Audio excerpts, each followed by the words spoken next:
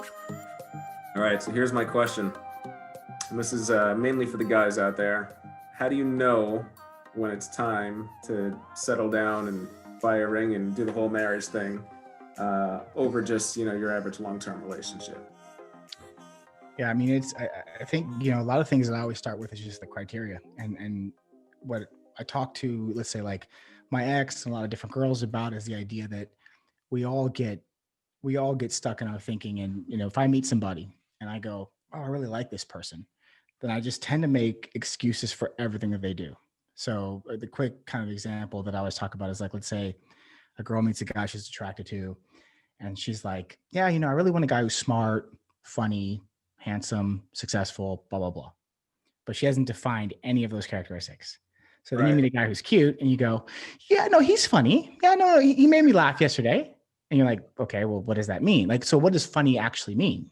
And then what is successful, right? So if you say, can he pay his own bills or is he a multimillionaire? Like what's really the definition of success? Because we leave these definitions vague and then we tend to fill in the blanks with what we want, right? That So makes I think it's the same thing with for guys. I mean, it's not that women are any different than us. We do the exact same thing. So we go, yeah, man, my ex was like this, and I really kind of want a girl who's going to have my back more and be more supportive and more like this. But we don't really know what that means. And so then we meet a girl and we go, dude, she's hot. You go, is she supportive? You said you wanted someone like that. Yeah, yeah, no, she picked me up at McDonald's yesterday. She did that, and we make all these excuses because we actually do want it to fit. And right. especially when you're meeting people in the beginning, nobody's generally done anything so crazy or bad that's going to make you think that they're not that type of person, right? So that's why I think it's like I said, like using the Scantron example, like how do I know I got an A on the test until I run it through the Scantron? Mhm. Otherwise, I'm able to just go, well, A sounds like a good answer and B sounds like a decent one. They can both be right, but I have to kind of know what I mean beforehand. So for men, I think there's definitely this idea of how you're going to know. Well, like anything else in life, man or woman, or any decision you make, what's the criteria? So if you're saying that you want a partner who's funny, like, okay, well, what's funny? If you want a partner who's going to have your back and be loyal, like, what does that mean to you? Because that may mean something very different to someone else. To you, it may mean like, I want someone who's just, if we're at a party together and I want to leave, she doesn't even question it. She just, let's go. Where some girls might go, hey, babe, like we're here at my coworker's thing. I want to stay a little bit longer. Like, I don't know. I don't think that's disloyal, but so to some other people, they may say, no, no, no. I want someone who's like, they don't care about anybody else. If I'm feeling sick or I want to leave or I'm whatever it is, within reason, right? Like, if that's my criteria, that's my criteria. Right. But you have to define it first. So it sounds like you want to define something measurable. I kind of what I hear you saying is similar to like, say I want to go back and get my master's degree. I could be saying that for 20 years, or I could say I want to get it and be registered by next month. Well, and then I think one step further, it's why do you want the master's degree to begin with? Mm. Right? If you think that it's going to give you a better job, okay, well, what job? Like, is the job that you actually want going to require it? And if it does it give you a competitive advantage enough to like make you more hireable in that job, or is it another path? Right. So in terms of a relationship, the example there would be that if I'm not just defining the criteria based on like a specific measurable thing, it's just my perception. And I can change my perception because maybe I meet a girl, or if I'm a girl, I meet a guy, and our criteria then goes, well, you know what? I thought I would like this, or I thought I would like that action, and I kind of don't like it anymore. Okay, I can change. I can always change my criteria, Yeah. but I'm putting it down beforehand. I'm basically saying like, these are the actions, these are the things that I like and I don't like, and here's why. So then when I encounter those actions, I have a more fair assessment.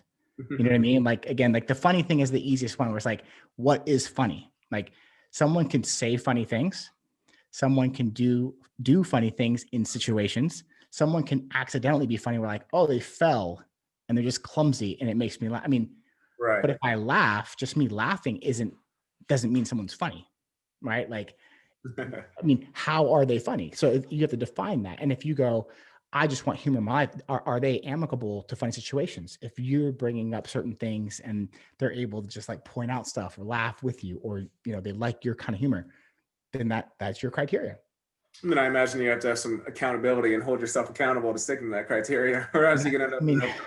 yeah, that's the hardest part, I think, because and look, myself and pretty much everyone I know, we all have trouble dealing with that because there is something about relationships that's very different than, let's say, choosing a career path or making a business decision, because those things can be bifurcated in a very different way of like, okay, this is going to lead me to a better return on my investment versus this is going to be a much longer path, and I'm not going to have as much control over which directions those go. But like with a relationship, you're talking about a human being, you're talking about feelings, you're talking about moments, Yep. and certain moments are hard to balance because of the fact that, you know, let's say you're a decent girl and I'm like, she's a 7 out of 10. She's pretty good. Like she's kind of cool to hang out with.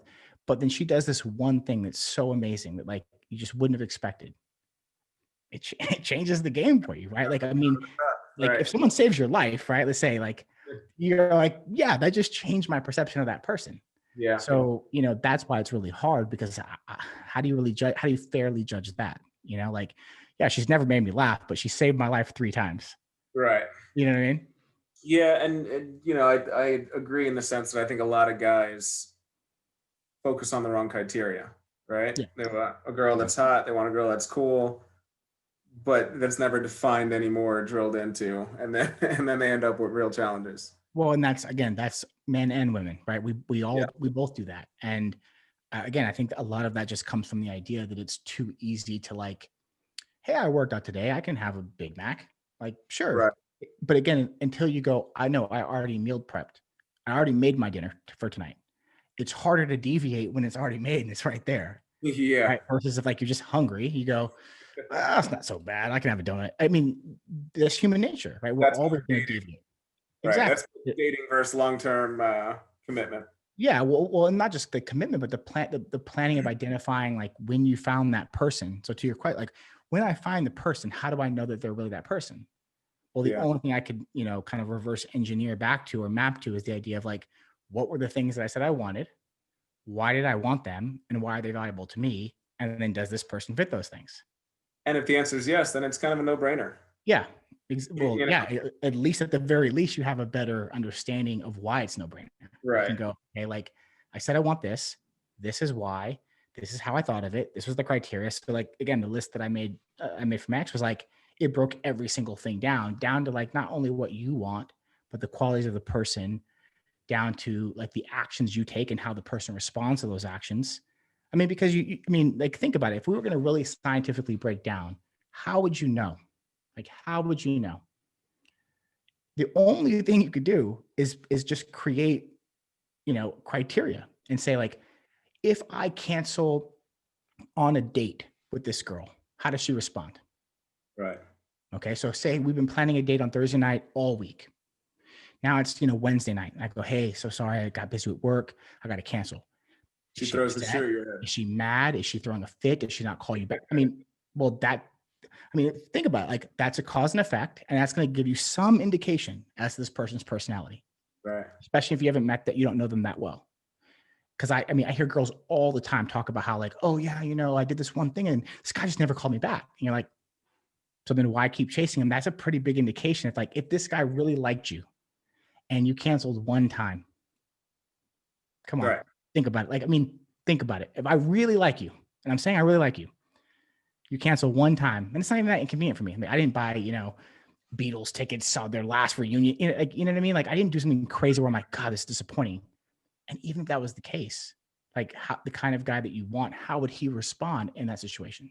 Right. And the same thing's true for women. I think to dumb it down, people need to use their heads and use common sense, right? I mean, like you said, you cancel on a date and somebody throws a shoe at you, what do you think it's going to be like in 30 years after you guys have gone through hell and back? You know what I mean? Well, Uh, and not only that, but now let's say, for example, you take that one criteria and you combine it with others. So if you say, okay, you cancel on a date one time, then maybe say when you're on the date, you change the topic or you talk about something that's difficult. Well, if they're also a person who's shying away from a problem and they get mad when there's something, well, now you have a combination of things that you can go, this is a pattern. Because I'm not saying you throw someone away for one thing, right? right. Like, and that's part of the criteria is like a 9 out of 10 is still an A, right? Like Yeah, But a yeah. 1 out of 10 is still an F. So you can't go, "Oh my god, that girl's super hot. I wanna take her." That's a 1 out of 10. And 9 out of 10 because someone missed one question, that's an A. I mean, you have to be fair, but it's the combination, right? So if I say that, canceling on the date, talking about something this or difficult, or bringing up a problem and seeing how they respond, all of those data points in conjunction then help me make a better decision. So none of these things are definitive. I love that point, that a 9 out of 10 is still an A. Because that's just real life, right? You're not gonna cross all the check all the boxes. It's very hard, and again, especially when your boxes are fluid, right? Because what we liked at 16 is different than what we liked at 25 and 35 and 55. It's just different. It's fluid. So maybe the thing I would have marked someone off on at 16, now I give them a huge check mark at 35. It's just That's it's just true. different. So but we have to be fair. And I think sometimes, or too often, when I'm talking to people, it's like, oh, but they were so hot. Okay, okay. Well, what else? Right. Nothing else matters, bro. And it's like, yeah, A yeah, it does. Yeah, it does. lot more matters. Trust A me. lot more matters, of course, of Right. course. So yeah, I think it's no one has a definitive answer about these kind of things. I think that obviously I've spent a lot of time trying to break these things down to try to help the people in my life. But I think the only thing I can think of is just like everything else with life, with business, or organizing your place or your thoughts. Or it's just you have to have criteria. There's just no Right. other way. I think you also have to have, you know, non-negotiable criteria, right? Oh, for sure. For me, for example, jealousy. I mean, that it's just I've been in relationships in the past where it existed, and it was, I mean, just completely toxic. And that's something that I knew I would never, ever, ever tolerate again. You know, Yeah. So now let's say if we go down that thought process really quick, right? Like, okay, so what's jealousy? Like, where would be the line for you? Like, is it like someone looking at a text and getting upset? Is it someone, stalking a little bit more your friend? I mean, what does it no, mean? it's a good question. I mean, I think I'd like to think that I'm more, that I'm very self-aware and kind of empathetic, right? So, I think there's a difference between, oh, you're talking to a girl who might be my coworker or my cousin, versus seeing a text message where maybe I said something, not nice or inappropriate or whatever that may be. So I think it's case by case, but for me, I think bigger picture, it's more about I think that when you're in a relationship, you should be able to live life the same way you would as you were single. So if you want to go and grab a drink with your buddies, like that shouldn't be a 2 week long fight. You know what I mean? Right. Absolutely. No, Yeah. and so think about it this way too now. So allow some girls to go, hey, I really like Brian. So I'm not gonna make a big deal about this. Even though inside I feel it. Right. Inside, it's eating them up. Right. And so now you have to then say, and that's what I'm saying, where the combination of criteria has to come together, because maybe the thing that also helps you identify the jealousy isn't just the thing that you did. Right. Maybe it's how they talked about a friend. Maybe it's how they talked about a family member. Maybe it's something you guys, when you're watching a movie, you're like, oh my God, what'd you think about that character? It's like, oh God, like, and you go, oh, like, so it just, those pieces then add up together because you go, because how do you know? You Right. see what I mean? Like someone could just be like, oh, well, I don't mind, babe. Go out with your friends, have fun.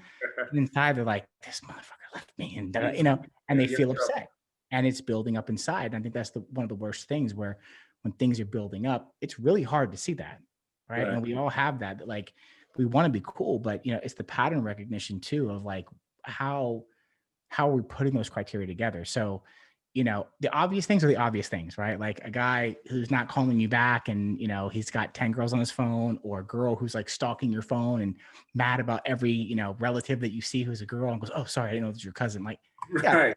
those are super obvious things, right? But it's like, it's the subtle things too that are hard to see, because in the long run, the core of being a jealous type person is the core still, right? Mhm. So there's a lot of things that go into that.